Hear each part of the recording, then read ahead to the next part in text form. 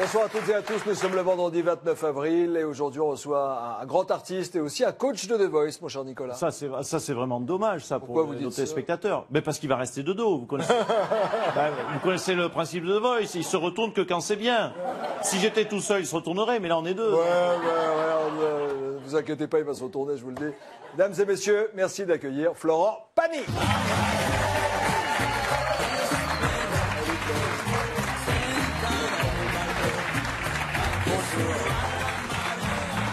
Vous embrassez pas, je pensais qu'il y avait une complicité. Non, parce qu'on est à la télé. On se voit souvent, on oui. s'embrasse en intimité. Quand on écoute la bonne musique, à l'image de cet album intitulé Habana, réalisé et enregistré à Cuba. En fait, composé et inspiré par un artiste cubain qui s'appelle Raúl Paz. Ouais. Donc tous les titres viennent de Cuba après. Très connu en France, Raúl Paz. Il a vécu ici. Il a vécu 10 ans ici, oui, il connaît bien la chanson française. Pourquoi Cuba? Parce qu'en fait, Cuba est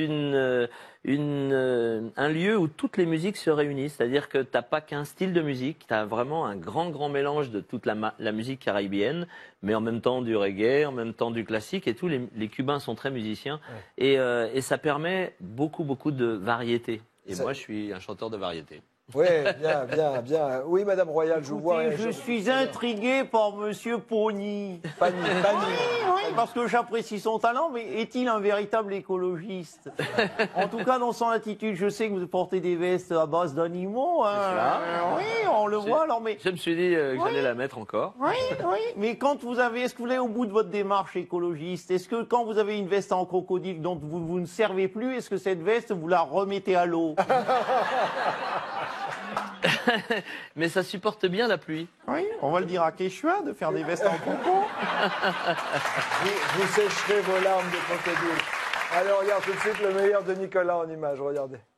Oui, alors suite au comportement dégueulasse de Michel Sapin, j'ai décidé de mettre François sous vidéosurveillance, afin de savoir s'il tire les ficelles du pouvoir ou les ficelles des strings. C'est pas bien de tirer le string d'une journaliste, mais en même temps c'est marrant. Allez, salut les filles, hein. Et bisous à Pauline, t'es craquante aujourd'hui, hein. T'as bien un string? Non mais tu comprends, fumer du cannabis c'est 20 fois plus dangereux pour la santé que à dose égale. François? Oui, Najat, je vais juste te dire bisous. Eh ben, bisous. Oui, donc...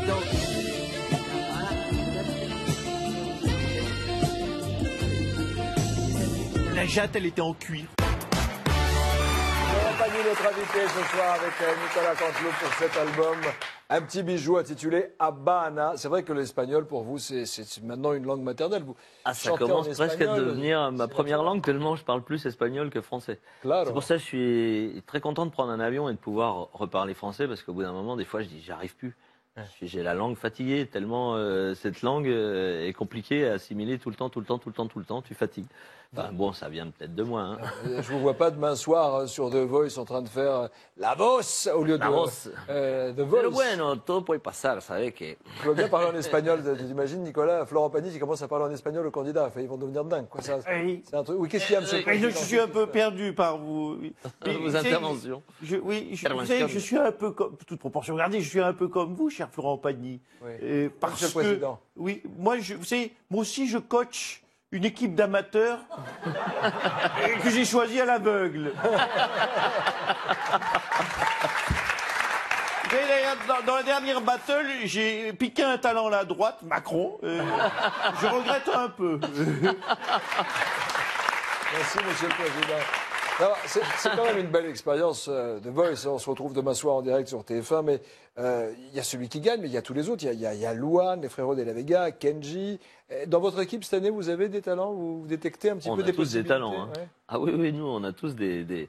Bah, en même temps, ce programme, il n'est pas fait pour des gens qui n'ont pas de talent. Ouais. Après, ça dépasse, on dépasse un peu la voie. Hein. Ouais. On leur demande de faire le show et puis d'être sympa aussi.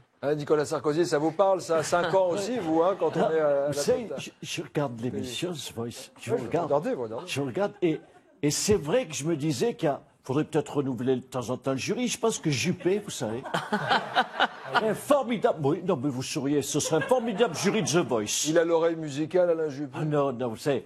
À son âge, le pauvre, il n'entend plus très bien. Alors, et pourquoi il serait... Et pourquoi? Parce que passé 70 ans, l'avantage, c'est que Juppé, il est déjà en fauteuil. Soyez pas mauvais. Mon cher Florent Pagny... Il le fait bien. Il le fait, il le tient bien, ça. Il y a le président de la République... Sans cheveux.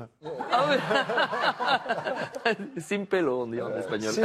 Simpelo. Le président de la République a un message personnel à vous délivrer, Florent Pagny. Ça m'étonnerait. Regardez cette caméra, vous allez voir, vous allez voir. Regardez.